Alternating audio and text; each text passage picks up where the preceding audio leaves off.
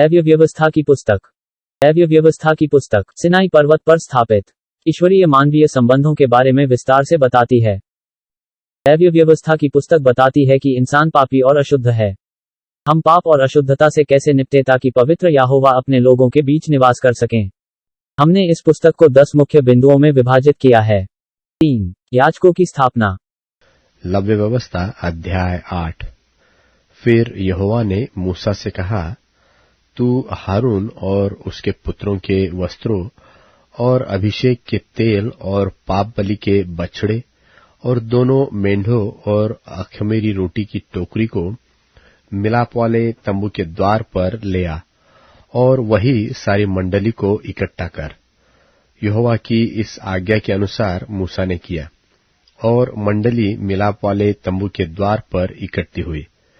तब मूसा ने मंडली से कहा, जो काम करने की आज्ञा यहोवा ने दी है वह यह है। फिर मूसा ने हारून और उसके पुत्रों को समीप ले जाकर जल से नहलाया।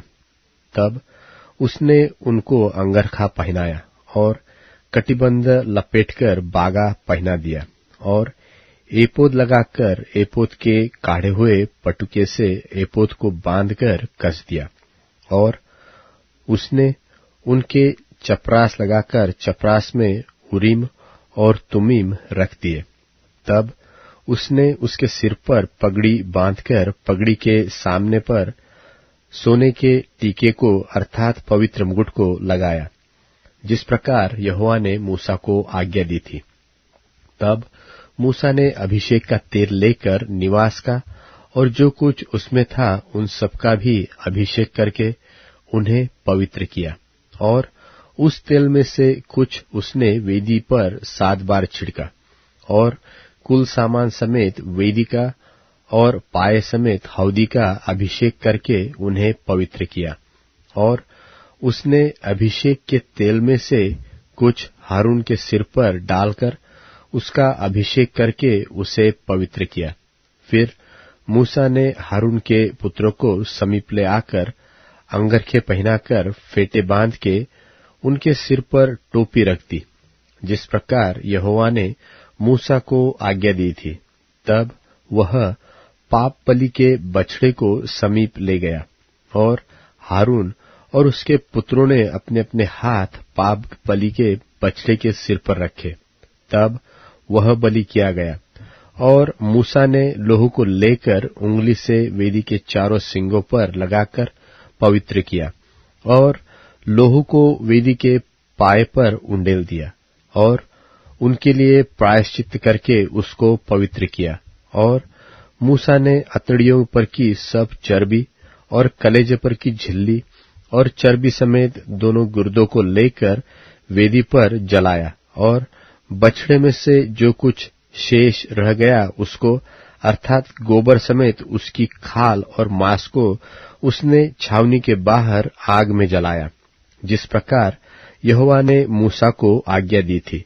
फिर वह होम बलि के मेंढे को समीप ले गया और हारून और उसके पुत्रों ने अपने अपने हाथ मेंढे के सिर पर रखे।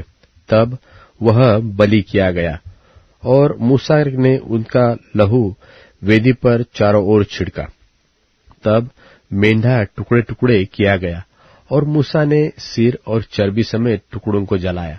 तब अतड़िया और पांव जल से धोए गए और मूसा ने पूरे मेंढे को वेदी पर जलाया और सब सुखदायक सुगंध देने के लिए होम बलि और यहोवा के लिए वो हव्य हो गया, जिस प्रकार यहोवा ने मूसा को आज्ञा दी थी। फिर वह दूसरे मेंढे को जो संस्कार का मेंढा था समीप ले गया और हारून और उसके पुत्रों ने अपने अपने हाथ मेंढे के सिर पर रखे।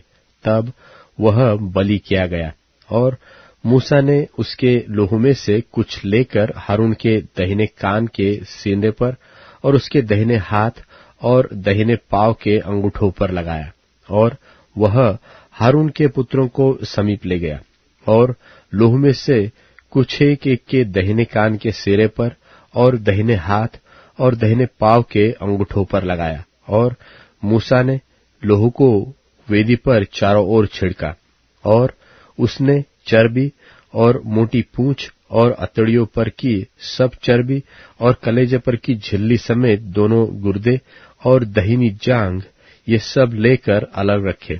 और अखमीरी रोटी की टोकरी जो यहोवा के आगे रखी गई थी, उसमें से एक रोटी और तेल से सने हुए मैदे का एक फुलका और एक रोटी लेकर चर्बी और दहिनी जांघ पर रख दी।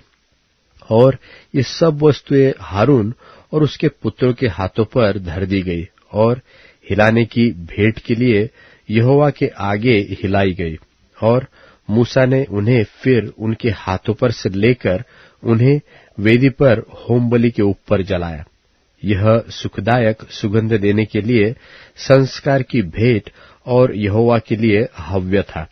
तब मूसा ने छाती को लेकर हिलाने की भेंट के लिए यहोवा के आगे हिलाया, और संस्कार के मेंढे में से मूसा का भाग यही हुआ जैसा यहोवा ने मूसा को आज्ञा दी थी।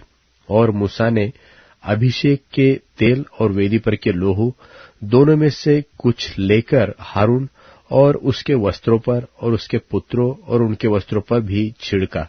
और उसने वस्त्रों समेत हारून को और वस्त्रों समेत उसके पुत्रों को भी पवित्र किया।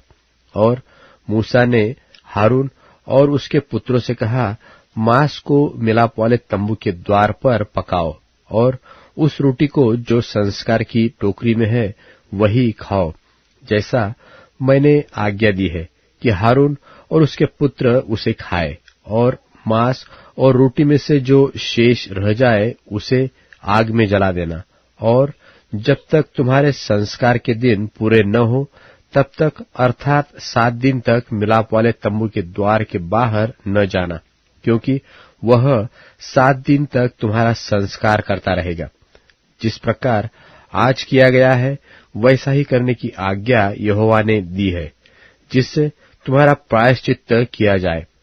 इसलिए तुम मिलाप वाले तंबू के द्वार पर 7 दिन तक दिन रात ठहरे रहना और यहोवा की आज्ञा को मानना, ताकि तुम मर न जाओ, क्योंकि ऐसी ही आज्ञा मुझे दी गई है। तब यहोवा की इन्हीं सब आज्ञाओं के अनुसार जो उसने मूसा के द्वारा दी थी, हारून और उसके पुत्रों ने उनका पालन किया। लव्य व्यवस्था अध्याय 9। 8वें दिन मूसा ने हारून और उसके पुत्रों को और इस्राएली पुरनियों को बुलवाकर हारून से कहा, पाप बलि के लिए एक निर्दोष बछड़ा और होम बलि के लिए एक निर्दोष मेंढा लेकर यहोवा के सामने भेंट चढ़ा। और इस्राएलियों से यह कह कि तुम पाप बलि के लिए एक बकरा और होम बलि के लिए एक बछड़ा और एक भेड़ का बच्चा लो, जो 1 वर्ष के हो और निर्दोष हो। और मेल बलि के लिए यहोवा के सन्मुख चढ़ाने के लिए एक बैल और एक मेंढा और तेल से सने हुए मैदे का एक अन्नबलि भी ले लो, क्योंकि आज यहोवा तुमको दर्शन देगा। और जिस जिस वस्तु की आज्ञा मूसा ने दी उन सबको वे मिलाप वाले तंबू के आगे ले आए।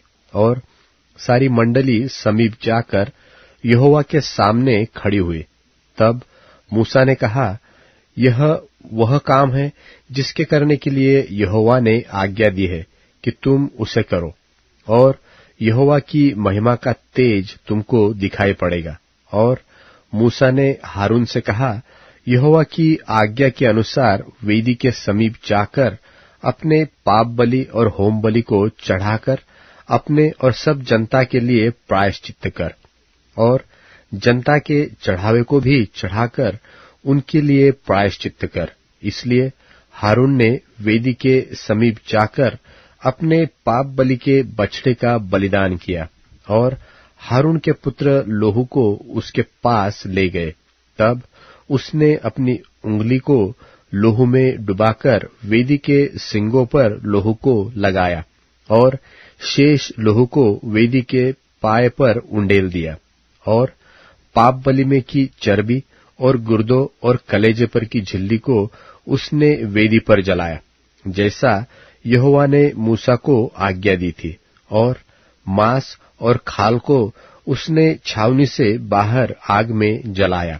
तब होमबलि पशु का बलिदान किया और हारून के पुत्रों ने लोहू को उसके हाथ में दिया और उसने उसको वेदी पर चारों ओर छिड़का। तब उन्होंने होमबलि पशु का टुकड़ा टुकड़ा करके सिर सहित उसके हाथ में दे दिया और उसने उनको वेदी पर जला दिया। और उसने अतड़ियों और पांवों को धोकर वेदी पर होमबलि के ऊपर जलाया।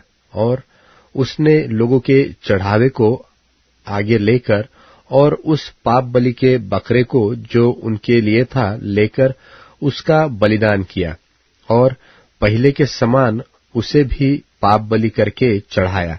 और उसने होमबलि को भी समीप ले जाकर विधि के अनुसार चढ़ाया और अन्न बलि को भी समीप ले जाकर उसमें से मुट्ठी भर वेदी पर जलाया। यह भोर के होमबलि के अलावा चढ़ाया गया। और बैल और मेंढा अर्थात जो मेल बलि पशु जनता के लिए थे वे भी बलि किए गए।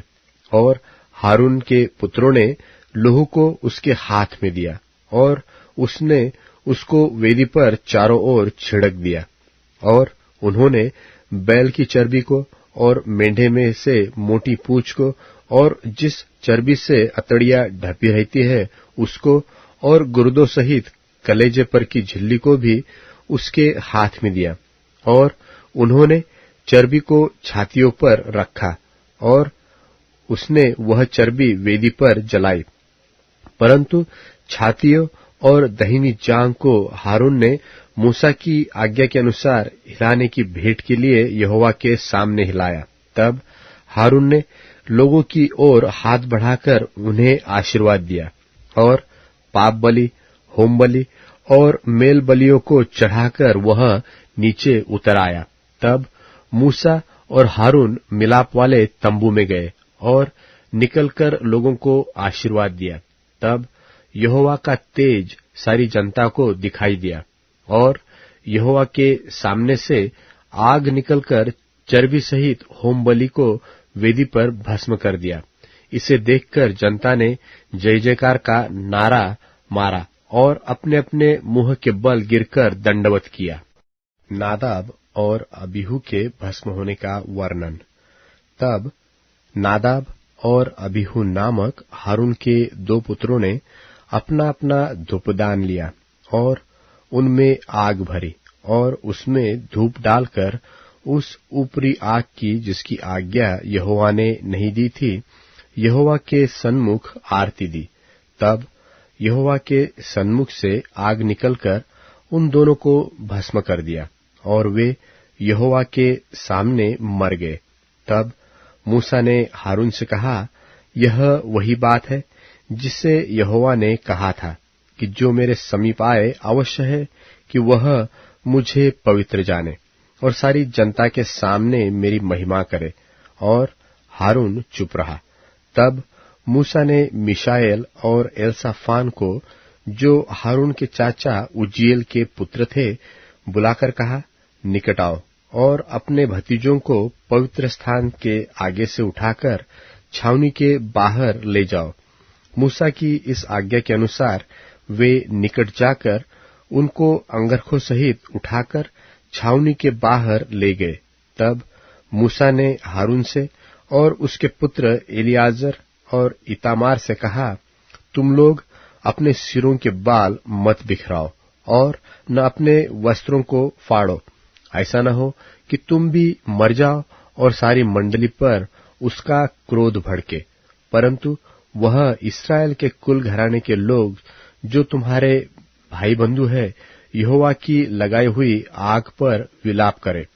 और तुम लोग मिलाप वाले तंबू के द्वार के बाहर न जाना, ऐसा न हो कि तुम मर जाओ, क्योंकि यहोवा के अभिषेक का तेल तुम पर लगा हुआ है। मूसा के इस वचन के अनुसार उन्होंने किया। फिर यहोवा ने हारून से कहा कि जब जब तू व तेरे पुत्र मिलाप वाले तंबू में आए, तब तब तुम में से कोई न तो दाख मधु पिए हो, न कोई किसी प्रकार का मद्य, कहीं ऐसा न हो कि तुम मर जाओ।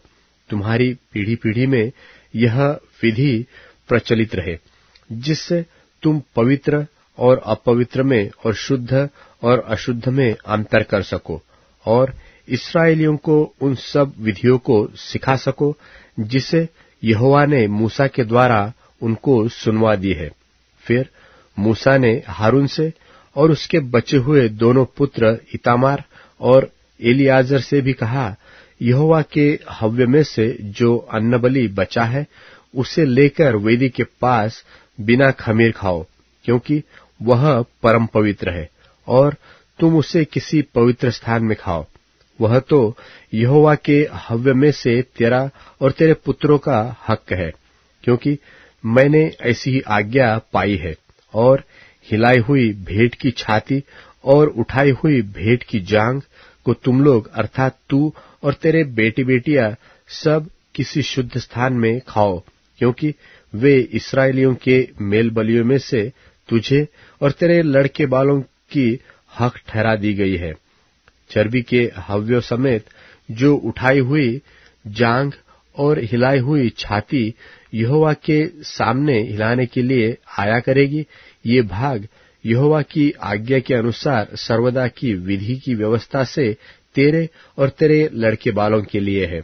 फिर मूसा ने पाप बलि के बकरे की जो ढूंढ की तो क्या पाया कि वह जलाया गया है। सो एलियाजर और इतामार जो हारून के पुत्र बचे थे, उनसे वह क्रोध में आकर कहने लगा कि पाप बलि जो परम पवित्र है और जिसे यहोवा ने तुम्हें इसलिए दिया है कि तुम मंडली के अधर्म का भार अपने पर उठाकर उनके लिए यहोवा के सामने प्रायश्चित करो, तुमने उसका मांस पवित्र स्थान में क्यों नहीं खाया? देखो, उसका लोहू पवित्र स्थान के भीतर तो लाया ही नहीं गया। निसंदेह उचित था कि तुम मेरी आज्ञा के अनुसार उसके मांस को पवित्र स्थान में खाते। इसका उत्तर हारून ने मूसा को इस प्रकार दिया कि देख, आज ही उन्होंने अपने पाप बलि और होम बलि को यहोवा के सामने चढ़ाया, फिर मुझ पर ऐसी विपत्ति आ पड़ी है। इसलिए यदि मैं आज पाप बलि का मांस खाता तो क्या यह बात यहोवा के सन्मुख भली होती? जब मूसा ने यह सुना तब उसे संतोष हुआ।